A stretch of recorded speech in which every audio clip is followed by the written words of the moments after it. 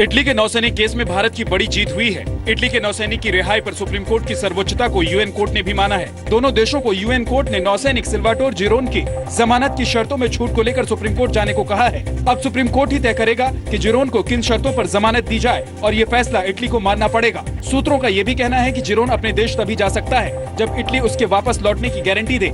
इससे पहले इटली ने यूएन कोर्ट के आदेश पर गुमराह करते हुए दावा किया था कि जिरोन को रिहा करने का आदेश दिया गया है।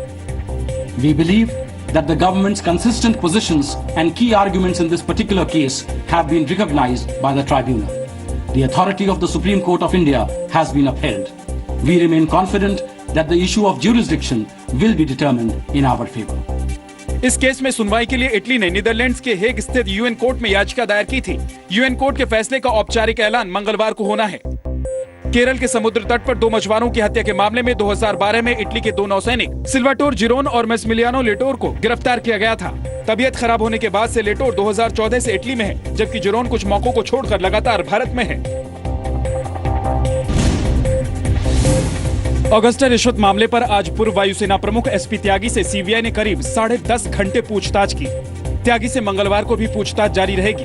सीबीआई त्यागी से जानना चाहती है कि रिटायरमेंट के बाद वो इटली क्यों गए और उनके दौरे का खर्च किसने उठाया। सीबीआई सूत्रों के मुताबिक त्यागी ने ऑगस्टा वेस्टलैंड के बिचौलिए गाइडो हेस्के और कार्लोस गैरोसा से मुलाकात की थी। बिचौलिए से त्यागी की मुलाकात 6 से 7 बार हुई। 2004 से 2007 के बीच ये मुलाकात बेंगलुरु एयर शो और चंडीगढ़ में त्यागी के भाई के दफ्तर में हुई। सीबीआई एसपी त्यागी के भाइयों को भी जल्द पूछताछ के लिए बुलाएगी।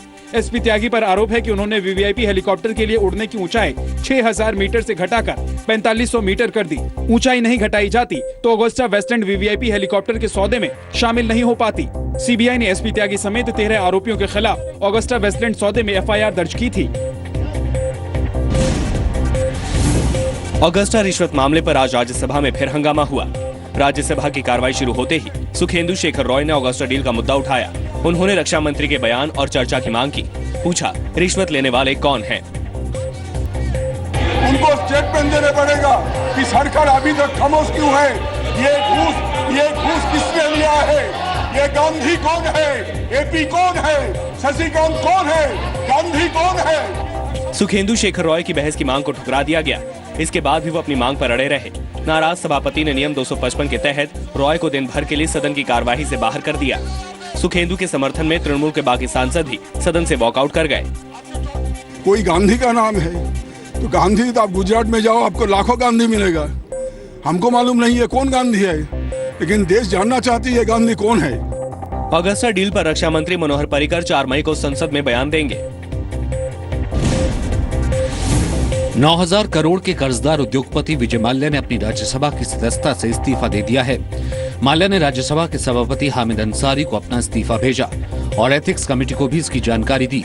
माल्या पर कई बैंकों का करीब 9,000 करोड़ का कर्ज है और वो फिलहाल लंदन में है। इससे पहले 25 अप्रैल को कर्ण सिंह की अध्यक्षता वाली राज्यसभा एथिक्स कमेटी ने माल्या को 7 दिन में जांच एजेंसी के सामने हाजिर होने का नोटिस दिया था और ऐसा नहीं करने पर उनकी सदस्यता रद्द करने की बात कही थी, लेकिन उससे पहले ही माल्या ने अपना इस्तीफा दे दिया। सभापति को भेजे अपने इस्तीफे में विजय माल्या ने कहा है कि मौजूदा हालात में उनको देश में निष्पक्ष जांच और इंसाफ की उम्मीद नहीं है। विजय माल्या का राज्यसभा का कार्यकाल इसी साल अगस्त में खत्म हो रहा था। हुर्रियत के नेताओं को पाकिस्तान से बातचीत की इजाजत देने के फैसले पर कांग्रेस ने सवाल उठाए हैं। कांग्रेस ने आरोप लगाया है कि मौजूदा सरकार हर मुद्दे पर यू टर्न ले रही है, लेकिन सरकार ने कहा है कि कोई यू टर्न नहीं लिया गया है। जब से ये एनडीए सरकार आई है, 2 साल हो रहे हैं और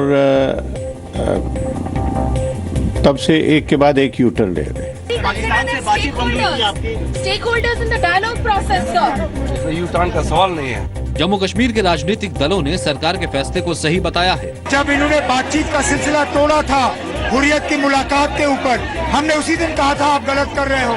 शुक्र है इन्होंने अपनी गलती का एहतराम किया है। अच्छी बात है। जम्मू कश्मीर जो है वो एक इवॉल्विंग सिचुएशन, एक इवॉल्विंग मेथड से ही सॉल्व हो सकता है। पिछले हफ्ते संसद में एक लिखित सवाल के जवाब में विदेश राज्य मंत्री वीके सिंह ने कहा था कि कश्मीर के अलगाववादी नेता किसी भी देश के प्रतिनिधि से मिल सकते हैं। सरकार की दलील है कि अलगाववादी नेता भारत के नागरिक हैं, इसलिए उनके किसी से भी मिलने पर कोई पाबंदी नहीं है। बेंगलुरु में सड़क से एक लड़की को अगवा करने की कोशिश की गई। 22 साल की मणिपुर की रहने वाली लड़की मोबाइल फोन पर बात करते हुए अपने पीजी जा रही थी। जैसे ही वो हॉस्टल के सामने पहुंची, उसी वक्त एक लड़के ने उसका अपहरण करने की कोशिश की। लड़की के शोर मचाने पर लड़का उसे छोड़कर भाग गया। घटना 23 अप्रैल रात 9:30 बजे की है, लेकिन अब तक आरोपी की गिरफ्तारी नहीं हो पाई है। लड़की का दावा है कि वो आरोपी को पहचान लेगी। I will be identified if I see. I want the person to be arrested or to be punished very strictly. इस मामले में पुलिस की भी लापरवाही सामने आई है। पुलिस ने घटना के 9 दिन बाद मामले की FIR दर्ज की है। We have started the investigation. We have some clues about the accused and I hope to arrest the accused soon. Uttarakhand के जंगलों में पिछले कई दिनों से लगी आग के पीछे लकड़ी और भूमाफिया की साजिश की आशंका जताई जा रही है। पौड़ी में आज 4 लोगों को और नैनीताल में 2 लोगों को गिरफ्तार किया गया।